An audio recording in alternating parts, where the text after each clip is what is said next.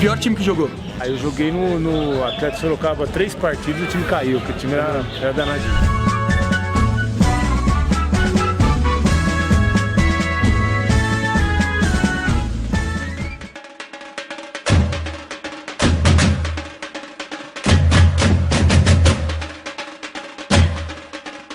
A década de 1990 foi histórica para o basquete feminino de Sorocaba. O time Consteca, comandado por Hortência, era a sensação nas quadras do Brasil. Inspirado pelo sucesso da equipe, o empresário João Caracante Filho, que era responsável pelo time, fundou, no dia 21 de fevereiro de 1991, o Clube Atlético Sorocaba. Tentando se aproveitar da popularidade do time de basquete e rivalizar com o São Bento, tradicional time da cidade, a diretoria do Atlético decidiu montar uma equipe de futebol de campo. Nós fizemos uma fusão do Clube Atlético Sorocaba com o Barcelona. Clube Atlético Barcelona, se não me engano, é o nome. E eles ficaram muito felizes, não mais do que eu, porque nós não poderíamos, um clube recém-fundado, sem antecedentes, sem nada, sem história, se filiar e participar dos campeonatos organizados pela Federação Paulista. Os assessores lá do Caracante, o próprio João Caracante, os assessores deles, procurou.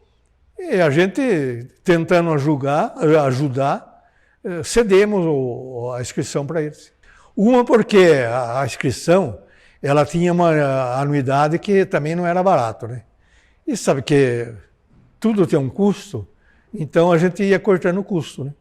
Então, para nós, não fez falta ceder a inscrição para eles. Hoje a gente fala, o clube devia exigir deles uma ligação melhor, né? Para eles investirem no patrimônio, com o jogador pro varziano. Mas também não houve interesse nosso e nem deles. Depois que o Atlético ganhou um certo número de anos, ou seja, anterioridade, ele passou a ser autossuficiente no quesito tempo de vida e experiência e tradição. Se não me falha a memória, 5 anos exigido pela federação. Fizemos uma fusão, depois a cisão, sem misturar absolutamente nada dos seus respectivos patrimônios. Ambos os clubes tinham patrimônio, principalmente o Barcelona. Para eles, praticamente, só se interessou pegar a inscrição nossa. Que na época dava a impressão até que o Barcelona não era ligado com eles. Então eles ficaram lá e nós ficamos aqui. Nós estamos até hoje. E eles, lógico, tiveram uma temporada boa também, eles tiveram, né? Mas não manteve. E nós mantemos até hoje. Criou-se uma grande expectativa porque foi montado um time muito forte. O Caracante queria que esse time tivesse assim uma trajetória meteórica, que fosse a cada ano subindo de divisão. No final dos anos 90, o Atlético ainda jogava lá no campo do Estrada, né? Era uma situação ainda bastante precária, assim, em termos de estrutura, né? Aquele estádio com arquibancada de madeira, aquele campo muito ruim, alambrado enferrujado, né, o vestiário super simples, né, embaixo da arquibancada, aquele material bem rústico assim, né, às vezes o caminho do vestiário ali, às vezes até meio com bastante areia, então as coisas assim bem, praticamente amadora. Claro que não era amadora, né, tinha o Atlético tinha sua preparação ali profissional, mas era uma coisa muito rústica, né.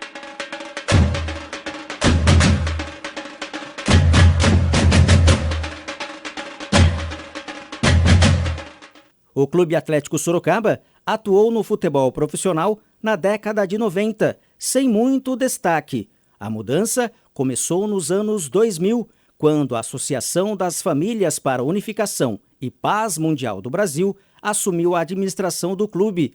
Esta associação, ligada à Igreja da Unificação, criada e organizada pelo famoso Reverendo Moon, investiu pesadamente na construção de um novo centro de treinamento para o Atlético, assim como na reformulação das equipes para disputar os diferentes torneios de forma mais competitiva. Desde 93 até 2000 foram 8 anos de muita luta, muito investimento pessoal, inclusive, e muito trabalho. tinha que me dedicar demais. Até que um dia apareceu a oportunidade, através da pessoa do reverendo Moon, que morava em Seul, veio até a nossa cidade, se encontrou comigo e disse: vou ficar com o Atlético. O senhor concorda? Eu falei: claro, é a sua vez agora. Eu fiquei muito feliz com essa passagem de bastão, porque ele e sua equipe, através no Brasil do Valdir Cipriani, que foi um diretor espetacular e que manteve em funcionamento pleno o nosso querido Clube Atlético Sorocaba no futebol.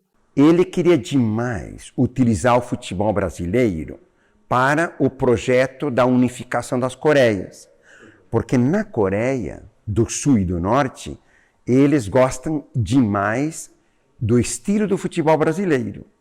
Daí porque ele estava investindo no Mato Grosso do Sul e alguns assessores falaram para ele: olha, para crescer no futebol no Brasil, precisa investir ou em São Paulo ou no Rio de Janeiro, que é o centro, né? E daí eu fui chamado, e foi quando então nós encontramos o Dr. João Caracante, fizemos toda a negociação, e isto foi no início do ano 2000. No futebol ele fez muito mais do que eu, com toda a honestidade do mundo.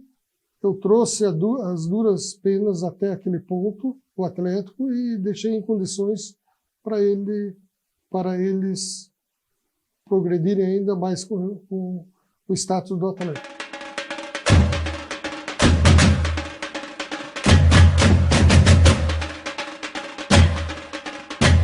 Em 2008 já era completamente diferente, né? O Atlético já treinava no CT, já tinha um dos hotéis, o outro ainda estava em construção, porque já era um planejamento pensando em Copa do Mundo. Isso se acelerou depois em 2009, 2010. A estrutura daí era maravilhosa, né? Os vários campos, academia, o hotel, refeitório, era tudo aquilo, uma estrutura maior e melhor do que muitos times aí do estado e do país. Aquela Copa Paulista eu acompanhei bastante pelo site Futebol do Interior, cara. Acompanhei bastante pelas rádios locais aí, do jeito que dava. E a final do Atlético eu não cheguei nem a assistir na televisão, acompanhei pela rádio mesmo. A rádio local aí da cidade, que não tinha nada de simpático com a gente também. O primeiro jogo foi aqui, eu estava no jogo, eu e meu filho. Foi 1-1, uma chuva no SIC. E o segundo jogo lá em Piracicaba, o 15 jogava pelo empate, que fez melhor campanha. Então o Atlético precisava ganhar. Nós procuramos trabalhar muito a cabeça do grupo, né, evidenciando isso aí, né, aquilo que era passado lá pela imprensa de Piracicaba. Nós sabíamos disso, nós sabíamos que existia esse oba-oba por parte da imprensa naquela época, né? Não digo por parte dos atletas e seus dirigentes, não, mas normalmente isso aí, às vezes, né, surge um pouco mais por parte da imprensa. E nós trabalhamos bastante a cabeça deles com relação a isso aí, sim. Procuramos motivar em cima disso, mas sabendo que nós tínhamos uma equipe de qualidade que poderia reverter aquela situação de vantagem que o adversário tinha. Estádio Barão de Serra Negra lotado. Foi a torcida do Atlético lá, foram bastante ônibus. A gente conseguiu colocar a torcida do Atlético como um todo, né? Cerca de 23 acho que, se não me engano, foi 23 ônibus. O Atlético saiu na frente, 1-0. O 15 empatou no primeiro tempo ainda, 1-1. Depois, no segundo tempo, acho que no começo, fez 2-1. E foi levando o jogo em banho-maria. Aí nós tiramos um zagueiro, colocamos mais um atacante, que no caso o Luan. O Luan fez o gol de empate, mandamos o time todo para frente, um zagueiro, tudo, vamos, pega a bola aqui, já faz ela lá em cima, não demora querendo sair com ela no chão não, que até chegar lá os caras matam a jogada, joga lá e vão brigar pela segunda bola. E começamos a fazer isso. Em 5 minutos finais, praticamente, pegava aqui e já fazia lá em cima. E o 15 voltou todo para trás para administrar o resultado. E eu no banco de reserva, eu falo, meu Deus, ajuda, eu preciso, esse título para mim vai ser muito bom. E numa jogada dessa, nós avançamos uma bola lá em cima, eles deram um lateral, rebateram, a bola caiu no lateral, a bola fomos bater o lateral, acho que o PC, pelo lado esquerdo de ataque nosso. Eles deixaram o Humberto um pouco solto e retardaram a marcação, a bola foi no Humberto, o Humberto já alçou ela para dentro da área. No que alçou, a zaga deles repôs para fora da área e o Luizão, que já estava lá na frente, ela caiu de frente para o Luizão. Só que foi uma bola que ela veio assim, meio que assim, amanteigada, né? Toda espirrada, toda torta. Ela já veio caindo no pé do Luizão toda torta. Aquela bola que sai, que o cara rebate, mas na orelha da bola, que ela vem toda... Só que ele pegou de primeira, ele não quis nem saber. No que ele pegou de primeira, ela subiu e caiu atrás do goleiro. Olha o Galo chegando, o levantamento é feito na boca do gol, Gilberto tocou de cabeça, sobrou, Luizão, bateu, tá lá! Cadê o grito da galera? Gol! Atlético Sorocaba! Gol do Galo!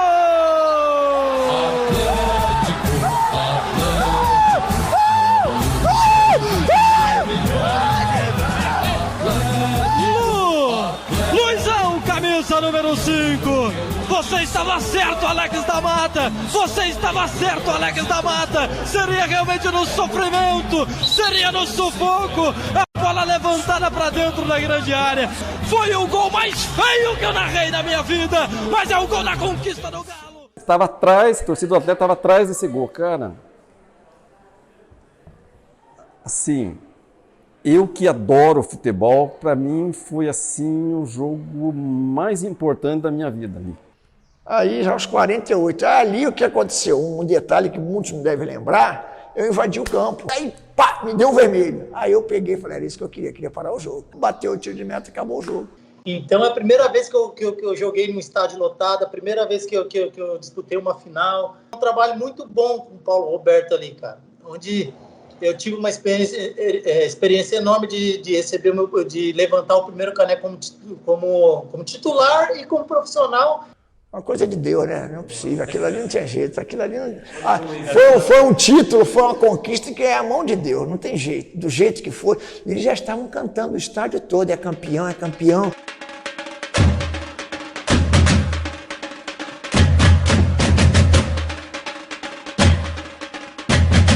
No período de 2009 a 2015, o Atlético Sorocaba fez 4 viagens para a Coreia do Norte. Antes da Copa do Mundo de 2010, realizada na África do Sul, a Coreia do Norte resolveu fazer um jogo amistoso para apresentar a sua seleção antes da Copa. Eles entraram em contato com o Reverendo Mu para convidar o time do Atlético Sorocaba para ir jogar no país, onde, curiosamente, os norte-coreanos acreditaram que estavam presenciando a seleção brasileira de futebol, enfrentando a sua seleção nacional. Eu, quando comecei a ler sobre a história, eu concluí o que depois vinha saber que era verdade. O Atlético foi vendido lá como seleção brasileira, que é um país isolado do mundo, apareceu lá foi vendido, a Coreia do Norte vai jogar com a seleção brasileira. Essa parte de ser confundida com a seleção brasileira é uma coisa muito mais lá da Coreia do Norte, né? Do regime ditatorial lá, imposto lá pelo governo. Então, essa é uma coisa deles. A Coreia do Norte queria muito jogar contra algum time da América Latina ou do Brasil, que sabia que no sorteio da FIFA ia ter o futebol da América do Sul, pelo menos, né? E aí, por incrível que pareça, nós enfrentamos de igual condições em Pyongyang, capital da Coreia do Norte, com 80 mil pessoas, 20 mil pessoas que não puderam entrar, num gramado sintético, né? E empatamos em 0-0. A mesma seleção que no ano seguinte perdeu somente 2-1 contra a seleção do Dunga, na África do Sul, né? Então, realmente foi algo incrível. E se você chega a ver alguns vídeos e algum lance ou foto, você vê a torcida não tinha... tudo uniformizada do exército, cara. Você não vê nenhuma outra cor. É tudo com roupa do exército lá, tudo militar. E isso daí era a cidade deles, era uma cidade preta e branca, que não tinha cor, não tinha nada. Lá na cidade, olha que era a capital. Daí a seleção da Coreia foi para a Copa do Mundo, né? Daí todo mundo ligou para nós, me ligaram, a imprensa de São Paulo, falando como que era o time da Coreia do Norte, como não sei o quê, falando se tinha algum jogador de destaque, porque eles não tinham informação, ninguém tinha informação da seleção da Coreia do Norte, era só nós. E a gente, representando o Brasil, vestindo uma amarelinha, eu senti na seleção brasileira, só faltou ali na época, eu acho que era o Dunga, do lado.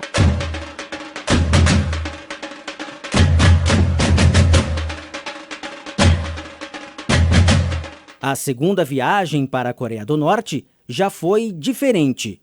Era uma realidade distinta daquela experimentada em 2009. Desta vez, o Atlético Sorocaba não era tratado como seleção brasileira e o interesse no futebol parecia menor depois do fracasso da Coreia na Copa. O pior foi o jogo, né? O jogo, eles deviam ter o quê? Mais de 30 mil torcedores no estádio. E o Bandeira, o juiz, né? Você sabe, né? Eles tinham que ganhar o jogo, né? Isso aí não estava na cara, né? Eu fiquei impressionado com a torcida norte-coreana. Os norte-coreanos, seleção, né? Norte-coreana, pegava a bola, a torcida inteira. Eu peguei o estádio lá com 40 para 50 mil pessoas, na época. E o outro pessoal que viajou antes pegou com 80 mil, ou 120 mil, alguma coisa assim, e entre outros fora do estádio ainda com telão para assistir. Os norte-coreanos com a bola no pé, torcida... A gente tomava a bola, parecia que não tinha ninguém no estádio. Eu olhei assim pro passarinho, né? Inclusive tá ali meu amigo, falei, passarinho, isso aqui é normal, cara, nunca vi isso. O passarinho falou, Deus do céu, eu também nunca tinha visto. Resumindo, assim, nós assim começamos a dar risada, cara. Tipo, como que pode torcedor? Que, por exemplo, e sem cornetar, porque é uma que a gente não entende a língua dos caras, né? Mas assim, resumindo, a hora que os caras pegaram, parecia que o estádio ia desabar, meu. Do nada nós tomava a bola, ninguém.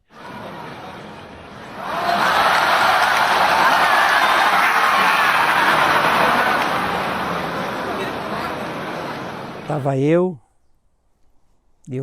meu amigo Diné, e falei para ele assim, vamos dar uma volta na cidade, né? E fomos na porta do hotel, e tinha uns que lá na Coreia do Norte fica soldados na rua, né? E a gente saiu, né?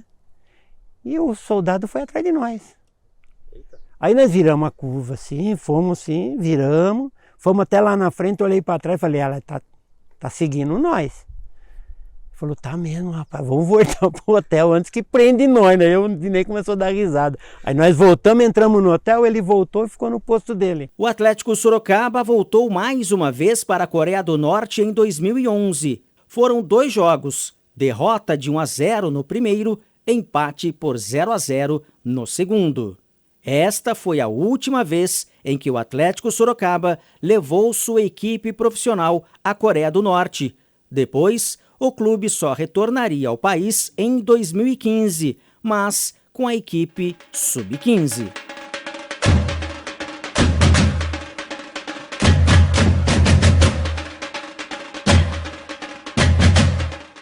No estadual de 2011, o Atlético Sorocaba realizou uma excelente campanha na primeira fase da Série A2, mas, na segunda fase, deixou, mais uma vez, o acesso escapar. Isso, porém, não aconteceu em 2012, quando o clube conseguiu retornar à elite estadual com empate heróico contra o União Barbarense. O Atlético Sorocaba viu o União Barbarense abrir 2-0 no segundo tempo. Os 2 gols de Melinho. Teve expulsões para os 2 lados. O Atlético diminuiu com o Henrique. Depois, mais 2 jogadores do Barbarense expulsos por falta violenta. Até que aos 51 minutos, o árbitro marcou pênalti neste lance. Aos 54 do segundo tempo, Elton Luiz fez o gol do empate. Da classificação. Foi emocionante, hein, cara? Foi emocionante. Representava muito, cara. Aquela Série A2 a gente viajou para todos os lugares. A gente foi em todos os jogos fora. E aí ser premiado com acesso aqui em casa foi bacana. Muita gente já tinha ido embora do SIC quando saiu o gol de empate. Eu não entendo o torcedor que vai embora antes do fim. Viu, futebol é isso.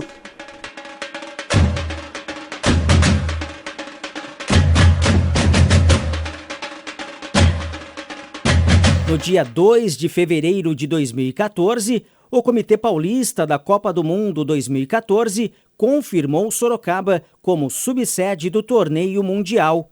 O centro de treinamento do Atlético Sorocaba foi a base da seleção da Argélia. A delegação argelina visitou o CT do Atlético Sorocaba e a cidade também era opção do Uruguai. Eu me lembro que Santa Catarina, se não me engano, Camboriú, Balneário Camboriú, ofereceu uma estrutura 5 estrelas para a Argélia. Rejeitaram para ficar aqui conosco, entendeu? E eles iam trazer alguém do governo, que é muçulmano. Entende? Claro. E 5 jogadores eram muçulmanos. Tanto assim que eles escolheram uma sala aqui para rezar, porque o muçulmano reza 5 vezes por dia. Imagina, dos convocados, 5, ia rezar 5 vezes por dia. Entendeu? E só podia ser um local como o nosso. E quando chegaram aqui, realmente, Sorocaba estava em festa, entendeu?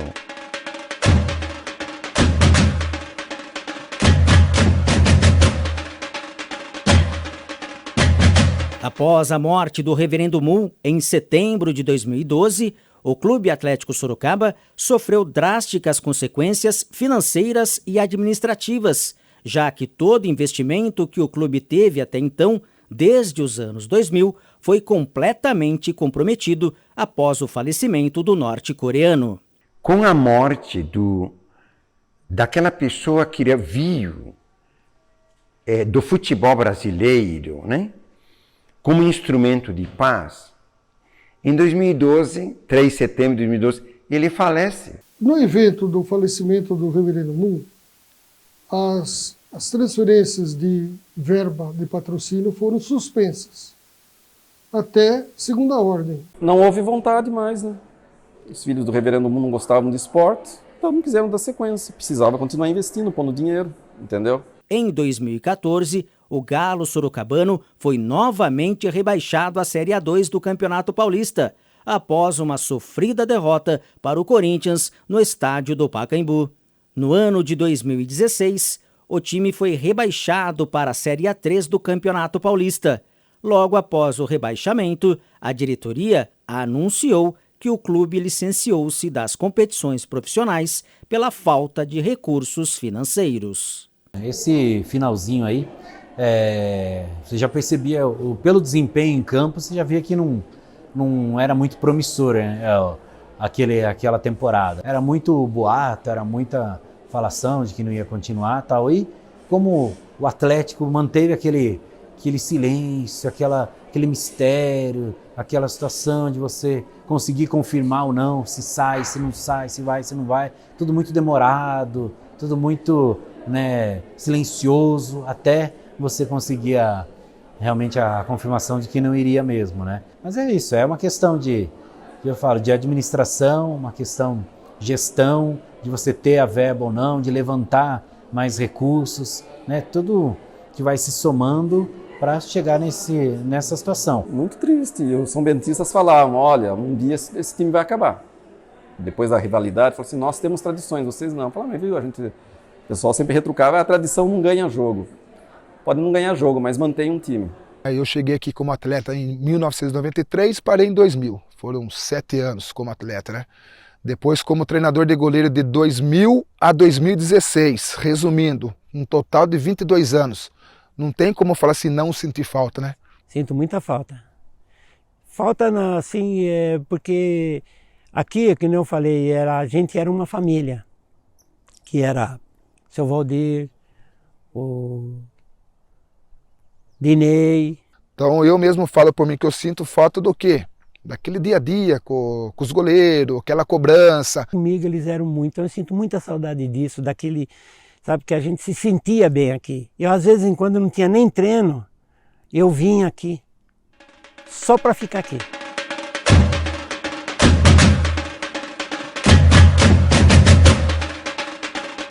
Hoje nós temos 2 blocos do hotel, né? Um bloco é um padrão FIFA, que são com 30 apartamentos e uma suíte, são 31, uma suíte master.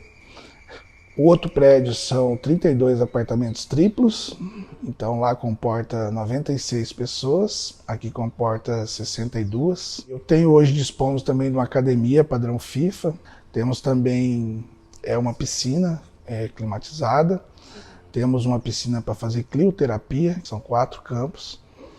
Então isso que nós dispomos hoje para poder atender os clientes. A gente tem que começar hoje o mês, a gente precisa faturar pelo menos 110 mil para poder manter tudo limpo, manter as gramas cortadas, manter o campo, a gente precisa de 110 mil.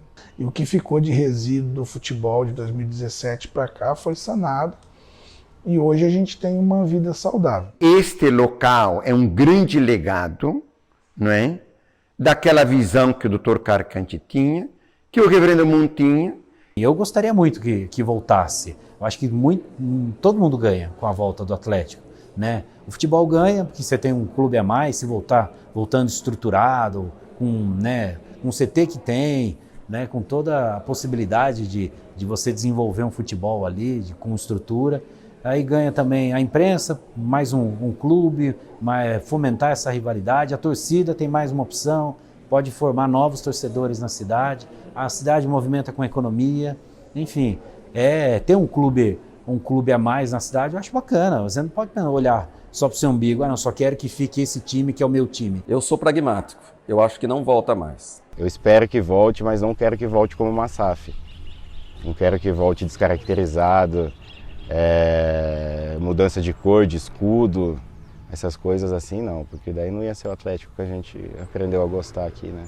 A não ser que o Cavalcanti apareça um outro Cavalcanti que não vai aparecer, eu acho, ou ele mesmo resolva. Ele diversas vezes prometeu, eu ainda vou retomar isso, mas não conseguiu. Está muito mais fácil hoje, de repente, eles reativarem o futebol, porque daí praticamente é contratação de jogadores, porque a estrutura já está pronta. Então a gente torce, porque se resolverem, para as empresas do Reverendo Moon não é muito dinheiro. Para nós, claro, é muito dinheiro. Então vamos ver.